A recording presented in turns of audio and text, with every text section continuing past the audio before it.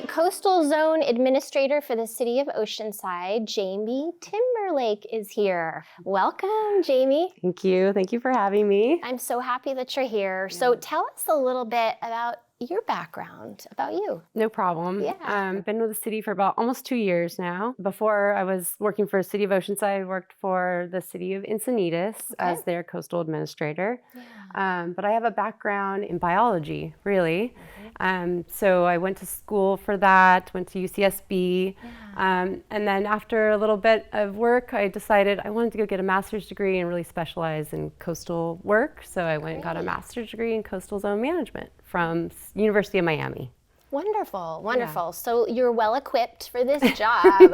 Yeah. So tell us a little bit about what you are working on. There was a beach sand feasibility study that was done in 2020. Mm-hmm. Tell us about that, and then we want to talk about the Re-Beach project that you're doing. No problem. Yeah. So in 2020, the city did a beach sand feasibility study to kind of figure out why we're having all these erosion issues on our beaches, why we're losing our sand. And that study really indicated that there were some inefficiencies and some things that we could work on, that we could do a little bit better. And in general, sort of delegated that we needed to find a better source of sand. So we get most of our sand from the annual harbor dredging event, where we take sand out of the harbor mouth. And actually, it's not really a city effort, it's an Army Corps of Engineers project. Right. The intent of that project is to take the sand out of the channel so boats don't capsize. So the feasibility study really said, you know, that sand is great, you need it, but it's really fine grained. And so in order to keep sand on our beaches for longer, you need to find a higher grain size and a higher quality source of sand. And really look at it more holistically, right? Mm-hmm. Which is what you're doing. And one of the projects is the Re-Beach pilot program. Right. Yeah, tell us all about that. Right, so the other kind of conclusion that came out of the feasibility study was that we needed to retain sand better. Okay. And there's only been a couple of methods of retaining sand that have been deployed in California and on the West Coast, most of the East Coast too.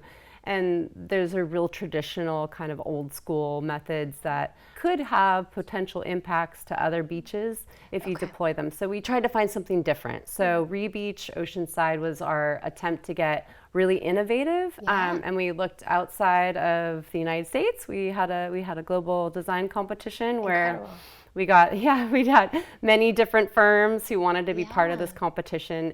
And in the end, we ended up with 3 different design teams, I should say, made up of different firms from across the world. So one team was from the Netherlands, and they have a proven track record of really understanding how to deal with water and infrastructure. And then another team was from Australia, the Gold Coast of Australia, and they do a lot of coastal management over there in the Gold Coast to make sure their beaches stay wide, and they treat them like infrastructure. Right. And then we also had a team that came from New York and from San Francisco, and they had some innovative ideas too, with kind of land use and different ways we could use our oceanfront space. So in the end, who won? In the end, we had about 8 months of competition, and in the end, the Gold Coast team, the International Coastal Management from Australia, they won the competition. Great. Yeah, so that just ended in end of December, basically. Yeah. And speed bumps are the winning, right? The winning project. Right. Yeah. Tell us a little bit about that. So the design concept that won is it's a combination of, it's a suite of solutions. So it's a combination of a couple things that they've tried actually on the Gold Coast that are actually implemented over there. So one of those concepts is an artificial reef.